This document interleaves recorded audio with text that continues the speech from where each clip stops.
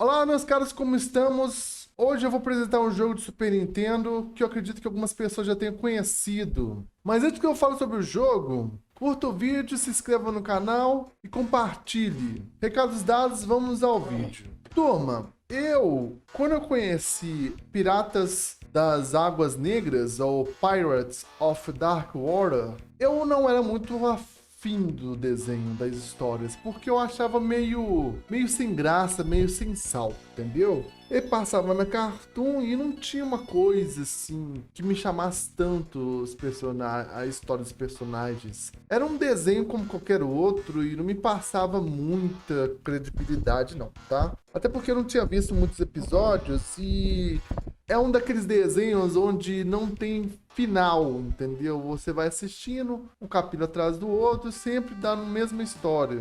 No final do episódio, sempre vai acontecer a mesma história. Aqueles desenhos americanos antigos, né? Tá, eu conheci o jogo de Super Nintendo, isso é uns anos depois de ter conhecido esse desenho. Eu conheci esse desenho foi em 97 e conheci o jogo de Super Nintendo vamos dizer aí, uns 3 anos depois, tá? E assim, gente, eu não me passou muito credibilidade quando eu tava jogando esse jogo, a primeira vez. Até porque eu fui jogar com o personagem principal, que é o Rain. Só que o Rain, ele tem um detalhe comparado aos outros personagens, que a espada dele, ela não é uma espada inteira, tá? É como se fosse uma faca, sacou? Só que ela é partida no meio, né?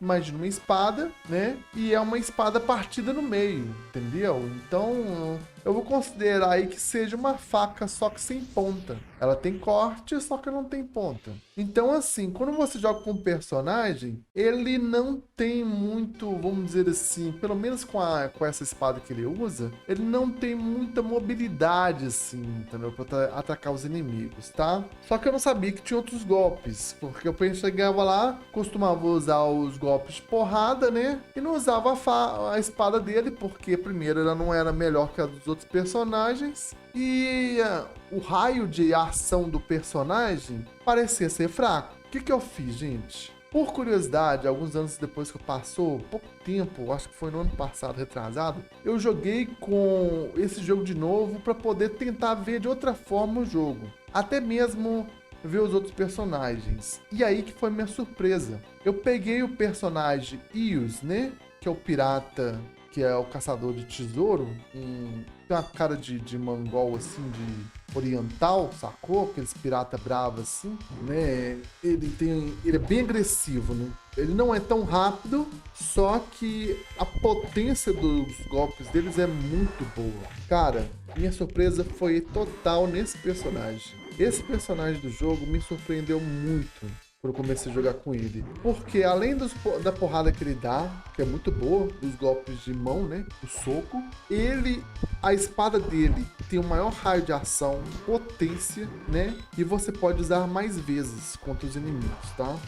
E o balão dele, cara, o golpe que ele joga os inimigos contra os outros é ótimo, tá? E eu não vou considerar ele como um Hagar aí do Final Fight aqui nesse jogo, mas é um daqueles personagens mais parrudos que a potência dele está em jogar o oponente contra os outros, entendeu? Pra quem gosta de jogar com personagens mais parrudos, tipo Hagar, essa turma toda aí, você vai se divertir bastante com ele, tá? Se o Code do Final Fight tivesse mais potência ao lançar seus oponentes, eu gostaria muito mais ainda. Mas vamos comparar ele aí ao Hagar. Ele não tem o pilão do Hagar, que pega o oponente, né, e soca ele no chão, cabeça do personagem no chão, mas é um personagem mais forte e eu gosto bastante dele, tá? Então, gente, o jogo é um típico jogo aí da Capcom, parece com um jogo da Capcom, só que não é da Capcom. É da Sunsoft. Os jogos de porrada da Capcom, tipo Final Fight e outros jogos aí, é bem clássico, segue o mesmo padrão aí de porrada. Ele não tem o dash igual dos jogos de porrada, né? O Final Fight 3. Mas isso não quer dizer que seja ruim, tá? Não quer dizer que seja ruim. Pra quem já jogou os jogos Super Nintendo antigamente e quem já tá mais afeiçoado a esse tipo de jogo, de porrada, assim, por mais que não tenha o dash, o jogo ainda assim é muito interessante, tá, gente? Vale a pena demais dar uma olhada, entendeu? E o interessante do jogo é que você vai completando as fases e vai liberando relíquias para vocês. Não sei se tem uma ordem certa das tais relíquias que você vai colher aqui do jogo, mas é bem interessante, tá? O cenário, cara, parece com cenários da animação. Eu não tenho certeza se eu não cheguei a ver a animação toda, então não tem como eu chegar para vocês falar se parece exatamente do jeito que é a animação ou não, tá? Mas eu acho interessante sim, entendeu? A paleta de cores dele é bem interessante. Não é um dos jogos mais bonitos do Super Nintendo, não é, realmente não é. Mas é um jogo básico assim que eu acho que vale a pena vocês darem uma olhada porque...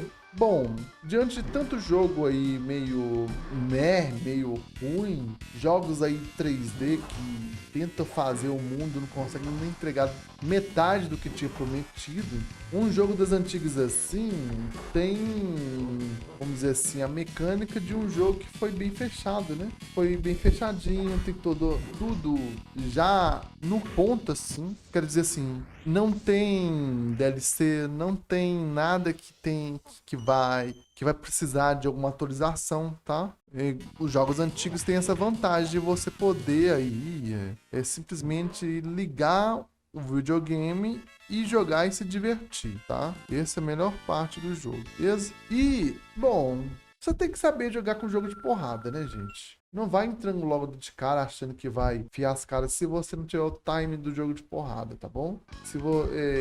Tenta ver a movimentação dos inimigos, decorar e você vai acertando e batendo e matando os inimigos, tá bom? Bom, eu joguei a primeira fase dele e eu me diverti. Eu acredito que tem outras coisas interessantes do jogo para poder curtir, tá, gente? Pois aí, vocês me comentam aí se vocês já jogaram esse jogo, se já curtiram, o que vocês acham aí dele. Deixa isso aí no comentário aí pra mim, tá bom? No mais é isso, agradeço a atenção de vocês, uma boa jogatina e até a próxima.